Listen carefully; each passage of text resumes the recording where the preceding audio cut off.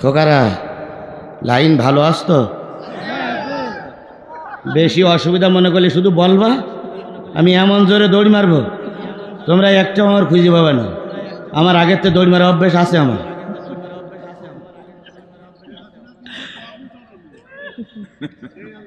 ভাই বিশ্বাস করেন আমার দৌড় মারা অভ্যেস আছে ভাই। বগুড়ায় মাহফিল আছে, দাওয়াত করে নিয়ে গেছে বিএনপি আর জামাতের লোকেরা। এরা দুইজন তখন ভাই ভাই ছিল, দাওয়াত করে নিয়ে গেছে। তখন দাওয়াত করে নিয়ে বলতো এখন আলোচনা করবে সাতক্ষীরার বাঘ। আমি মারবার মনে করতো আমি হলাম মানুষ, বাঘ হলাম কি কিছু। তারপরে ওরা বলতো সাতক্ষীরার বাঘ। তো এক আলোচনা চলছে বগুড়ায়, তা আলোচনা করতে করতে 10টায় উঠেছি, 12টায় শেষ করব। 12টা যখন বাজে তখন পিছন দিক তাকাই দেখি কমিটির লোক একটাও নেই, সব চলে গেছে ভাই। আছে শুধু পুলিশ, সবগুলো পুলিশ, একটাও কমিটির লোক নেই। বিএনপিও নেই, জামাতও নেই, শিবিরও নেই, ছাত্র দলও নেই। তাই মাইকালা ডেকে বললাম খবর কি? কয় হুজুর পুলিশ এসেছে বলে ওরা সব চলে গেছে, আমিও চলে যেতাম, তা মাইকটা থুয়ে যাইতে পারতিস না। তো এখন আপনি একটু যেভাবে পারেন করেন, আমি আসি হুজুর, আমি এখনো। তো আমি চিন্তা করলাম আল্লাহ পুলিশ তো আজকে আমার ধরবেই, কোরআন শরীফ সামনে, আমি কোরআন শরীফের বা হাত দিয়েই বলতেছি আজকে আমার পুলিশ ধরবেই। এমন সময় একটা ছোট্ট কাগজ আসলো, কাগজে লেখা হুজুর মঞ্চে থানার ওসি, দারোগা, পুলিশের 17 জন কনস্টেবল নিয়ে এসে সব ওপরে বসে আছে। ডাইনে বামে আওয়ামী লীগ, ছাত্রলীগ, যুবলীগ, পেশাব লীগ, পাইখানা লীগ সব হাজির। আপনার আজকে মনে হয় বাঁচানো যাবে না, তো আপনি মোনাজাত করিয়ে যেভাবে পারেন আসবেন, আমরা দূরে আছি, আমরা নিকটে যাতে পারছি না, নিকটে গেলেই গ্রেপ্তার। তো আমি ঘড়িতে দেখি তখন আর 15 মিনিট বাকি আছে। তা আমি চিন্তা করলাম আল্লাহ এই ওয়াজ আমার জীবনের শেষ ওয়াজ, এরপর আজ ওয়াজ আমার জীবনে হবে না। তবে এই 15 মিনিট এমন ফাটাফাটি ওয়াজ করব যে এই ওয়াজ যতদিন বাংলাদেশ থাকবে ততদিন মানুষ বাজাবে। এখন এইবার ওয়াজ শুরু করলাম রে ভাই, ভাষা যা ছিল তাই দিয়ে শেখ হাসিনার জ্যান্ত পুঁতিও মেরিয়ে পোতা কত রকম ওয়াজ যে করলাম। করার পরে আর 5 মিনিট বাকি আছে, সেই সময় আর একটা চিঠি আসলো। চিঠিতে লেখা আছে হুজুর আমরা গোটা বগুড়ার সমস্ত জামাত এবং বিএনপির, শিবিরের এবং ছাত্র দলের লোক সব হাজির, হাতে লাঠি নিছি, আর পিছনে দ্বিতীয় বক্তা আছে, আপনি মোনাজাত শুরু করে দ্বিতীয় বক্তা দিয়ে আসবেন, যেভাবে হোক আপনার বের করে নিয়ে যাবো আমরা। তাহলে একটু মনে একটু বল হয়েছে না ভাই, যে ওরা একটা সিদ্ধান্ত নিয়েছে। এবার আমি পিছন দিক তাকাই দেখি চেয়ারে দ্বিতীয় বক্তা বসে আছে।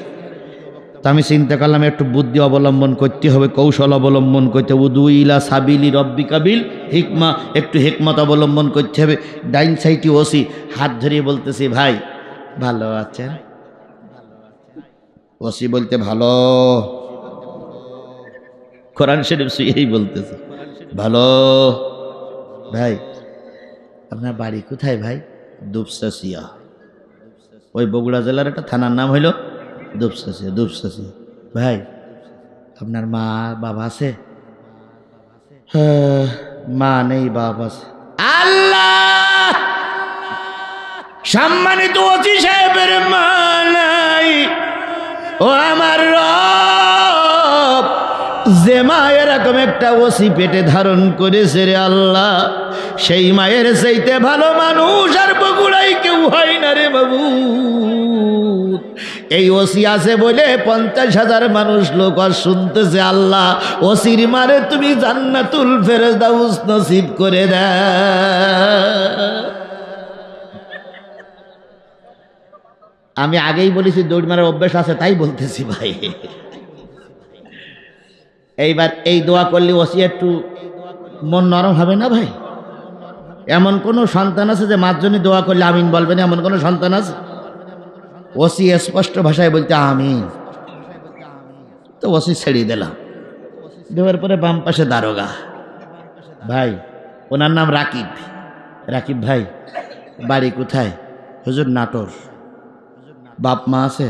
হুজুর মাও নাই, বাপও নাই।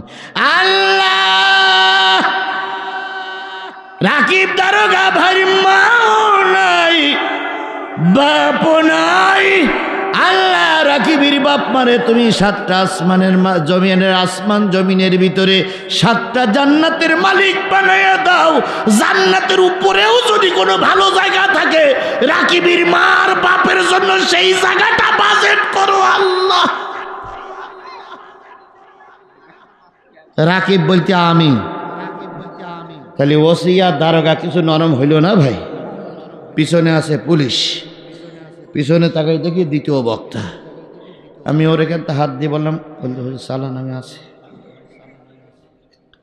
এবার আমি মোনাজাত শুরু করলাম। মোনাজাত শুরু করব তার আগে বলতেছি ভাই, চোখ আলগা করি মোনাজাত আর চোখ বন্ধ করে মোনাজাত দুটো এক হয় না। আজকে আমরা সবাই চোখ বন্ধ করে মোনাজাত করব। চোখ বন্ধ করে মোনাজাত করলে আল্লাহর পরে মুতাওয়াজ্জা হয়, আল্লাহ দোয়া ফিরাইয়ে দেয় না। আমি মুসাফির, 50,000 মানুষ, কারো যেন চোখ বন্ধ আলগা না থাকে, সবাই চোখ বন্ধ। ওসির দিক তাকাই দেখি চোখ বন্ধ করিস, দারোগার দিক তাকাই দেখি উনিও চোখ বন্ধ করিস। এবার আমি চিন্তা করলাম, আল্লাহ এই সুযোগেই দৌড় মারতে হবে, তাছাড়া ওরা আমার বাঁচাই রাখবে না। তুই এবার আমি মোনাজাত শুরু করেছি, রব্বানা যালামনা আনফুসানা ইয়া কালিব টান। কিন্তু সেদিন যে বাসার তাগিদি কয়া লিপ টেনেছিলাম রে ভাই, একমাত্র আল্লাহই জানে। আনফুসানা, দ্বিতীয় বক্তার হাত ধরে টানতিস, তাড়াতাড়ি তাড়াতাড়ি। আনফুসানা টানতে টানতে দ্বিতীয় বক্তা সিয়ারে, আমি ওই ভাগ দিয়ে বেরিয়ে গেছি। দ্বিতীয় বক্তা ওখান থেকে শুরু করেছে, আনফুসানা ওয়া ইল্লাম তাগফির লানা ওয়া তারহামনা লানাকুনান্না মিনাল খাসিরিন রাব্বিরহামহুমা কামা রাব্বায়ানি সগীরা। ওসি কয় আমিন, দারোগা কয় আমিন, পুলিশ কয় আমিন, আমলিক কয় আমিন, ছাত্রলীগ কয় আমিন, পাইখানা লীগ কয় আমিন। আমি চলে গেলাম। মোনাজাত হইল 15 মিনিট, 7 মিনিট আরবিতে, 8 মিনিট বাংলায়। মোনাজাত শেষ করে দ্বিতীয় বক্তা যেই বলেছে লা ইলাহা ইল্লাল্লাহু মুহাম্মাদুর রাসূলুল্লাহ, ওসি ধরিয়েছে ডাইন হাত, দারোগা ধরিয়েছে বাম হাত। এ হুজুর, বাড়ি কোথায়? এতক্ষণ কি ওয়াজ করলেন আপনি? এ কি ওয়াজ হইল? প্রতিষ্ঠিত প্রধানমন্ত্রীরা আপনি কবরের ভিতর পর্যন্ত নিয়ে গেলেন। আপনি কি মানুষ না অন্য কিছু? চলেন, এসপি সাহেব আপনার সালাম দেশে। দ্বিতীয় বক্তা বলতে, কারে কি বলতেছেন আপনি? কারে ধমকাচ্ছেন? তো বলতে, আপনার ওয়াজ করতে নিয়ে এসে কোরআন হাদিসের কথা বলবেন, এসব কথা বলার কি দরকার? ভাই সে কি আমি নাই, সে তো সাতক্ষীরার হুজুর। তো বলতে, আপনি কোন জায়গার? বলতে, আমি তো এই বগুড়ার। বলতে, আপনি প্রধান বক্তা না? কয় না, সন্ধ্যাকের দিন এদের কাছে আমি প্রধান বক্তা কিনা।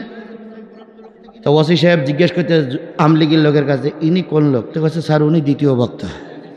তো সে প্রধান বক্তা কই?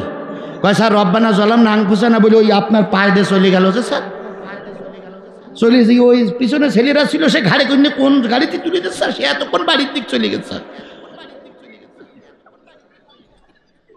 তখন বিশ্বাস করুন, আমার জীবনের কথা বলছি।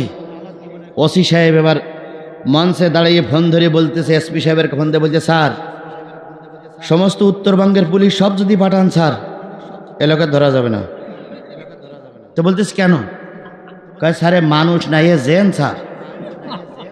তো এসপি বলতে, মানুষ আবার জেন হয় কি করে? কয়, স্যার নিজের চোখে দেখলাম মোনাজাত শুরু করলো। মোনাজাত শেষ করে দেখি চেয়ার আছে, মাইক আছে, সব আছে, যে হুজুর নেই আর এক হুজুর। তাহলে কি মানুষ স্যার? সেইখান থেকে উত্তরবঙ্গে আমার আর একটা নাম আছে, আজিজুল ইসলাম জিহাদি ওরফে জেন হুজুর।